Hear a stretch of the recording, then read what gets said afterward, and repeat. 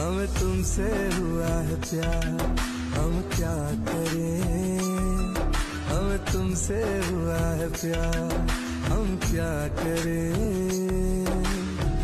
आप ही बताएं। অনেক ইচ্ছা ছিল যে শীত আসবে কখন আর রস খেতে যাব কখন সরিষা খেতে যাব কখন ছবি তুলব কখন কিন্তু সেটা কখনোই ওঠা হয় না। আসসালামু আলাইকুম, আশা করছি সবাই ভালো আছেন।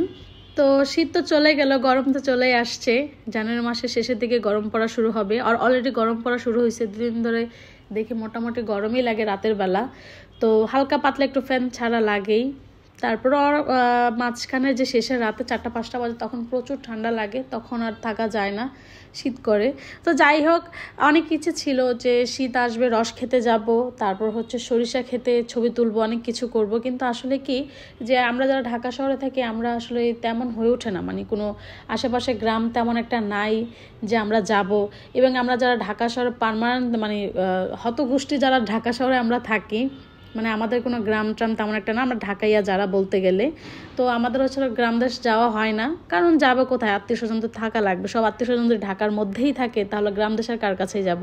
তো ঢাকার মধ্যে খুব কাছেই যে এত সুন্দর একটা গ্রাম, সেটা আসলে জানতাম যে ওখানে গ্রাম আছে, কিন্তু এত সুন্দর সেটা জানতাম না। আমি দেখাচ্ছি এখানে যে প্রত্যেকটা জায়গায় এমন কোনো জায়গা খালি নাই যে সরিষা ক্ষেত। আমার মাথা নষ্ট হয়ে গেছে এটা দেখে, আমার এত সুন্দর লাগতেছে। আমি চাইছিলাম যে ছবি তুলবো, এখনই নেমে ছবি তুলি, কিন্তু যেহেতু আমরা রামারকান্দায় আসছি, ও হ্যাঁ এটা কিন্তু রামারকান্দা, যারা চিনেন তো চিনেন, যারা চিনেন না তারা চিনে নেন। রামারকান্দা এটা এই নতুন করেছে এই পার্কটা।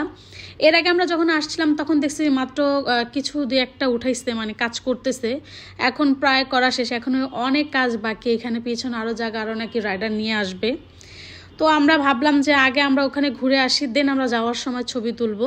কিন্তু এমন একটা কাহিনী হয়েছে, ভিডিওটা লাস্ট পর্যন্ত দেখেন, অবশ্যই দেখাবো কি হয়েছে। কয়েকটা মানুষ ছবি তুলতে যা কাহিনী করলো। শীতকাল যেহেতু দিন অবশ্যই ছোট হবে, সন্ধ্যা রাত তাড়াতাড়ি হয়ে যায় দেখতে দেখতেই। তো দুপুরে বের হয়েছি, কিছু খাইনি এখন পর্যন্ত, নাস্তা খেয়ে বের হয়েছিলাম। তো ভাবতেছিলাম যে আগে আমরা খাওয়া দাওয়া করে দেন এটাতে আসবো, কিন্তু আশফিকার জন্য আর পারলাম না, আশফিকা এখনই উঠতে চাচ্ছিল। তো এই জন্য জোর করে একটাতেই উঠাইলাম, আর উঠাবো না। একটা জিনিস খেয়াল করলাম, আগে আমরা সারাক্ষণ না খা থাকলেও মাথা ঘুরাইতো না, কিছুই লাগতো না, খারাপও লাগতো না। সকালে খেতাম আবার রাতে খেতাম, কোনো সময় তো রাতেও খাইতাম না। আর এখন একবেলা না খাইলেই মাথা মুথা ঘুরানো অবস্থা হয়ে যায়, মনে হচ্ছে যে প্রেগনেন্ট ভাব এমন একটা অবস্থা না খাইলে।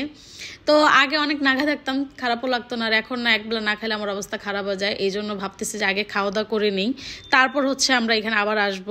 আর এখানে কিন্তু রাইডারগুলো খুবই দাম কম। ঢাকা যে নর্মাল যে পার্কগুলো, শিশু পার্কগুলো, সেখানে যে রাইডারগুলো সেখানে দাম বেশিই থাকে, সেই অনুযায়ী এখানে অর্ধেক মানে কমই আছে।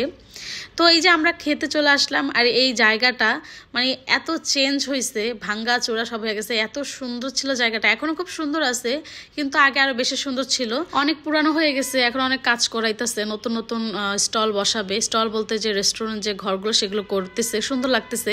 আর এইখানে দেখি সরিষা ক্ষেত, ও মানে অসাধারণ লাগতেছে জায়গাটা।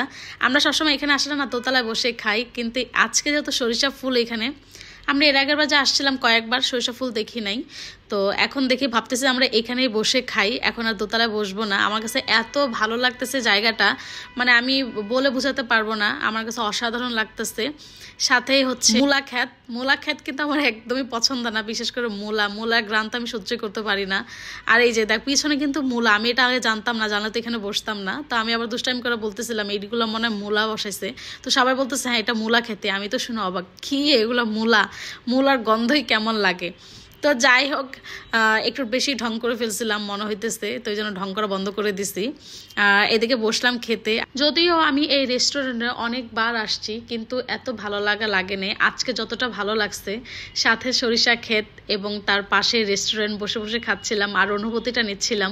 খাওয়া শেষ, তারপর অনেকক্ষণ বসে আমি না বারবার এই সরিষা খেতেই দেখতেছিলাম, বারবার ভিডিও করতেছিলাম। এটা যে আমি কত ভিডিও করছি পাগলের মতো, পাগলের মতো। শুধু যে আমারই ভালো লাগতেছে তা না, এখানে যতজন আসছে সব সবাই কিন্তু ওখানে যেতে চাইছিল, কিন্তু যেহেতু এটা উঁচু জায়গা, টং জায়গা, নিচে নামানোর কোনো জায়গা নাই, তো এই জন্য ওনারা বলতেছে যে যাওয়ার জায়গা থাকলে অবশ্যই ওখানে গিয়ে ছবি তুলতাম। আর বিকেলবেলা ওইখানে অনেক মানুষ ছিল, ছবি তুলছে, দেখলাম বাইরে থেকে মানুষ আসলো, কিন্তু খুব কম আসছে, অত বেশি দেখি না। আমরা টিভিতে যা দেখি যে এই যে এখানে দোতলা, এখানে কিন্তু আমরা সবসময় বসি, তো আজকে নিচেই বসছি যেহেতু নিচে ভালো লাগতেছে।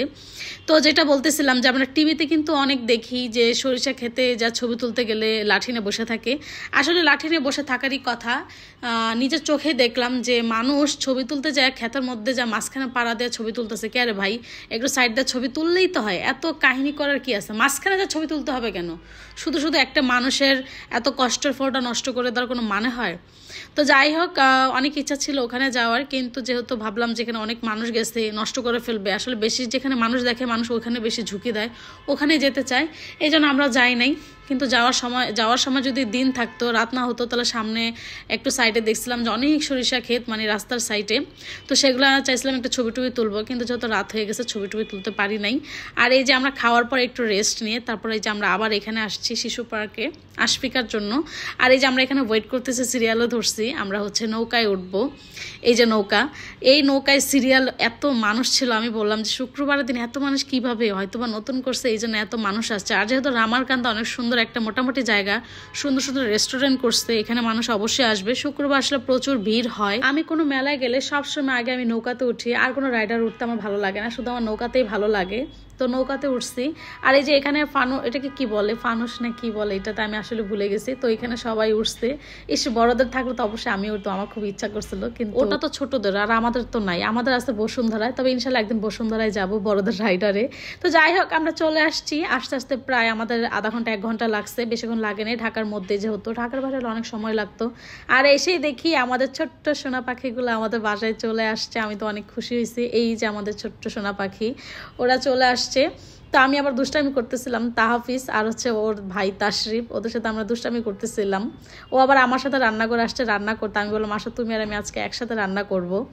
আর এই যে এখানে ওরা খেলা করতেছে, আসলে নতুন বাসা, এই জন্য অনেক অগোছালো আছে, ইনশাল্লাহ আস্তে আস্তে গোছানো হবে। এই যে আমাদের তাশরিফ, ওকে ভিডিও করতেছিলাম, বলছে আমাকে ভিডিও কেন করতেছো, ভিডিও করবা না, তো এই জন্য বন্ধ করে দিলাম। আর এই যে আমাদের রান্না। তো সবাই ভালো থাকবে, আল্লাহ হাফেজ।